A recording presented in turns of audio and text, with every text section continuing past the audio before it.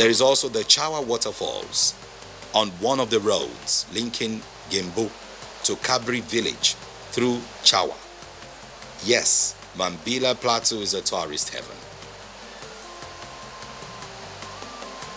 Another waterfall is the Tamia Fiala Waterfalls, which also needs to be harnessed for both tourists and electrical purposes.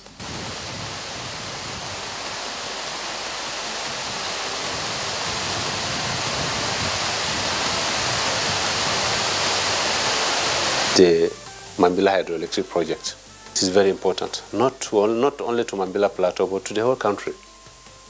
Because today, our major problem in Nigeria is power. And that is part of the insecurity we are all experiencing today. Because once there is power, the teeming youth will be employed. There will be employment for the teeming youth in the country, or in that part of the country. So there will be less problems. The major problem, the major challenges we have today is lack of work. The teeming youth have no work to do. And that's a very serious problem.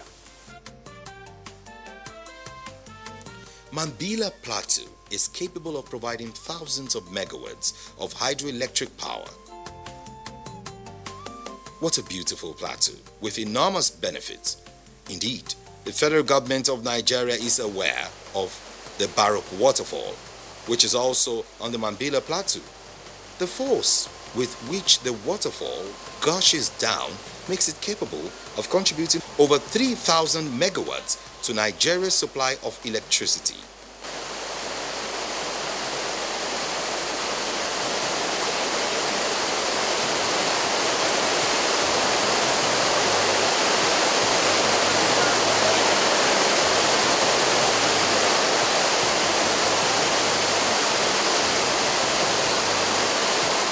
Is going to be the biggest hydropower station in the country.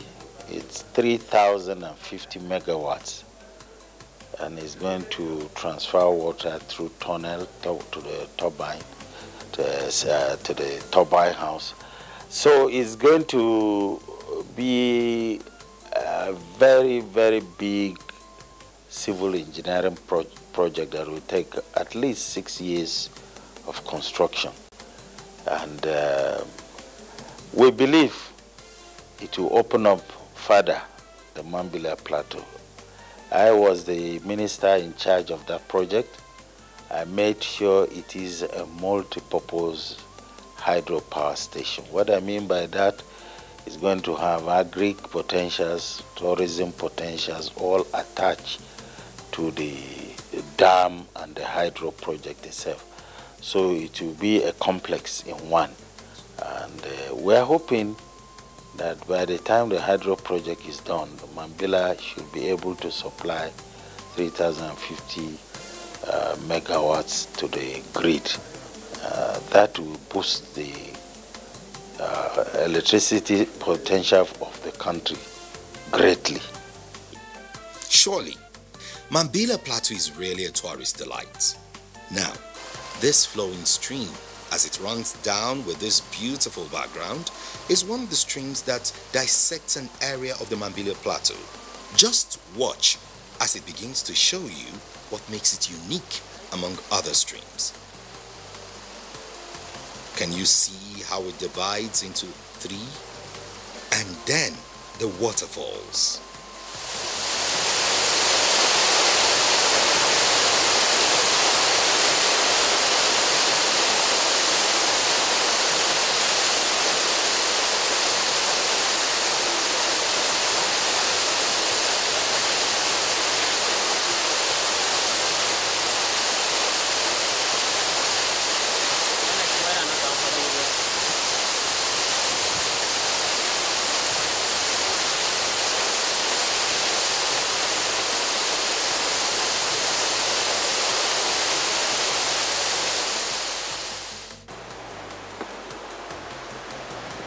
Wow! Endless showcase of nature. I am right here at the Ngoroje waterfalls here in Mambila Plateau. You really need to be here. My visit is memorable. a very wonderful experience, I must say. You have to be here.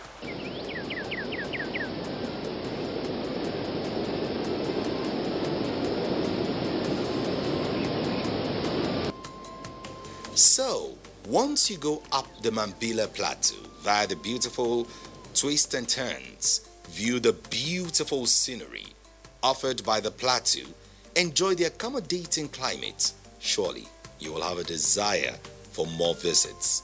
This is yet another nature's gift to Nigeria.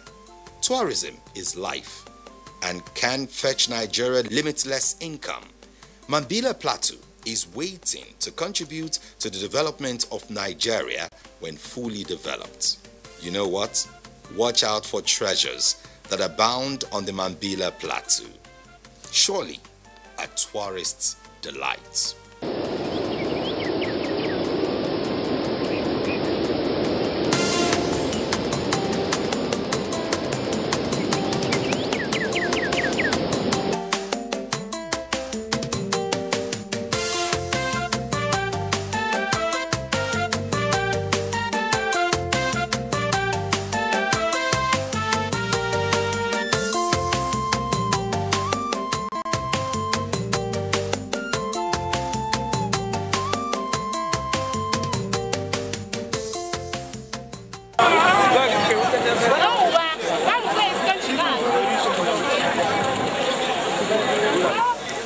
Fishing is not only an art, but a vocation and a way of life among the people of Ibi local government area of Taraba State.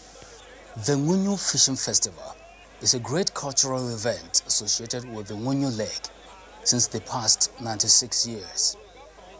The lake is located 5 kilometers north of Ibi town.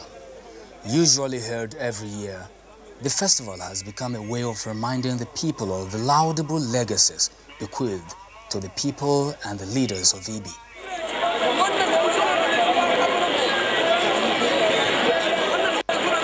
The name Nwunyu literally means a hideout of monstrous aquatic animals such as crocodile and hippopotamus.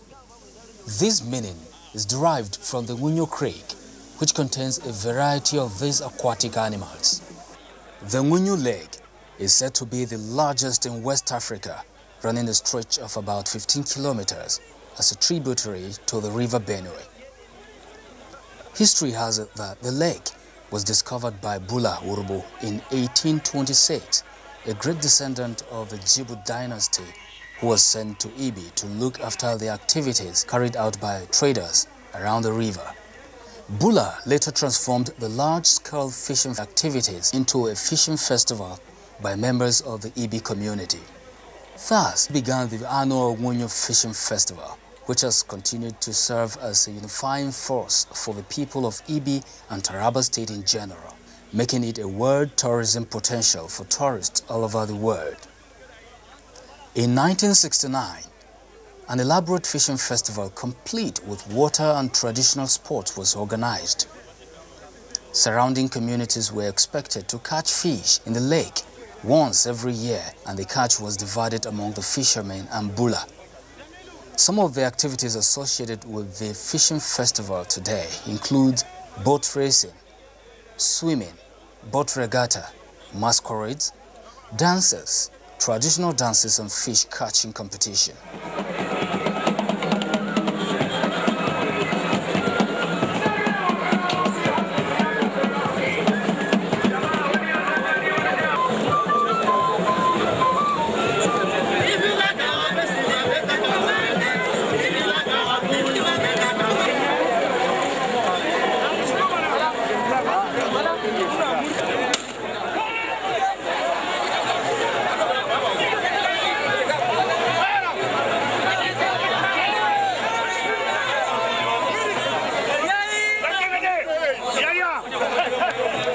The fish catching competition is the main event of the festival, while others are meant for recreation.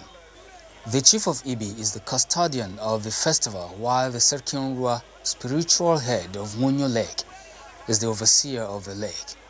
He patrols the lake with his guards on regular basis because nobody is allowed to fish in the lake for a period of 1 year before the festival and 1 week after the event. The festival has undergone a lot of innovations, with different governments over a long period of time receiving a massive boost in funding, prestige and attention. In 2008, it became known as the International Fishing and Cultural Festival. It began to be organized by the State Tourism Board. The biggest catch of fish so far from the festival is said to weigh 318 kilograms.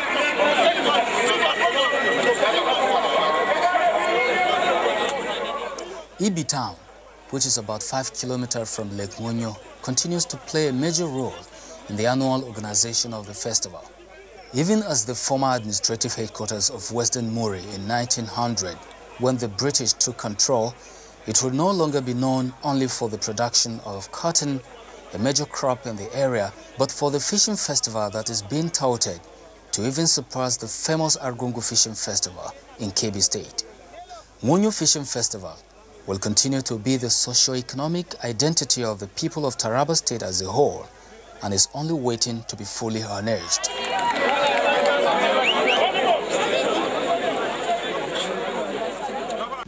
What does scoring a football goal and mathematics have in common? In the world of Ubongo kids, everything we do can be related to math and science.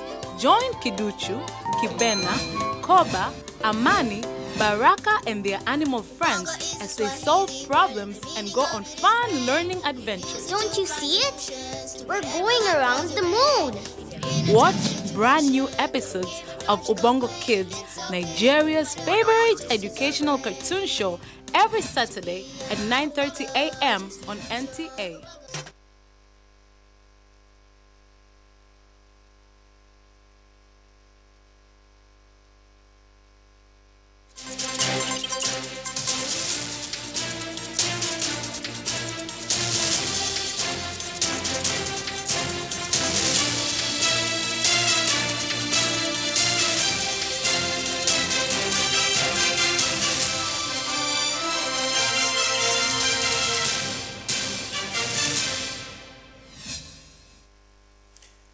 Hello and welcome to the news on NTA International at this time. I am Claire Adilabu Abdul Razak.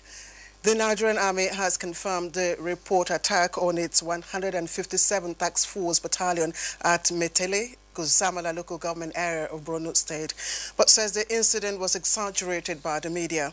The authority says several social media, print and online publications have been brandishing false casualty figures as well as circulating various footages of old and inaccurate terrorist propaganda videos and alluding same to be the attack on 157th Task Force Battalion. The Nigerian Army notes that it has laid down procedures for reporting incidents that involve its personnel who fall casualty in action. Out of respect, the families of fallen troops are first notified before any form of public information in order not to compound the grief of family members, were they to discover such from unofficial sources. It says necessary support being given the army by the federal government and the goodwill of Nigerians undoubtedly continue to spur the troops towards the ultimate defeat of the highly degraded terrorist. And wife of the president decries the increase in rate of gender-based violence, especially those against young women, calling on mothers to break the culture of silence and report cases of abuse against their children. She was speaking when she hosts Federal Government Girls College Old Girls Association at the State House. Aisha Buhari averred that protecting women and girls from all forms of violence is part of government's obligation to protect life and property of citizens, as provided in the Violence Against Persons Prohibition Act of 2015 and the Child Rights Act of 2003.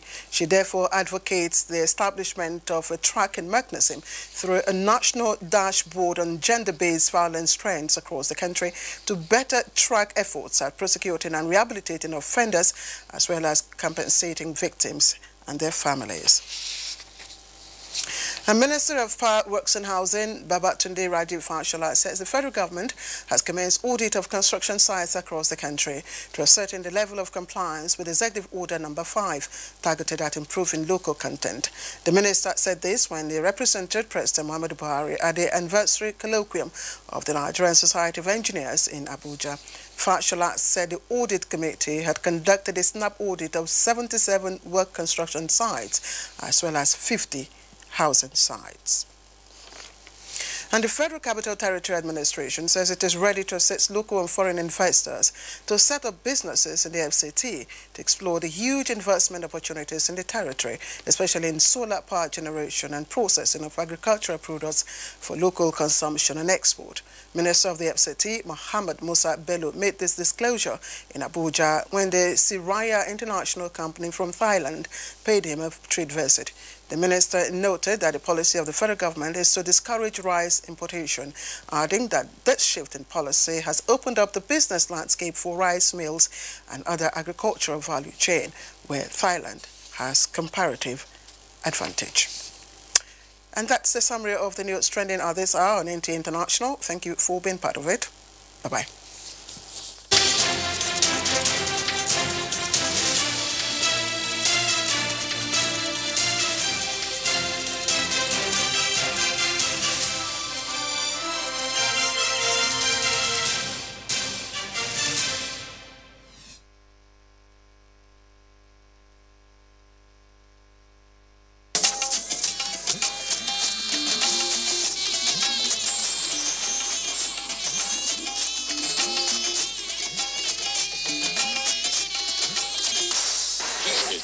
Service of the NTA.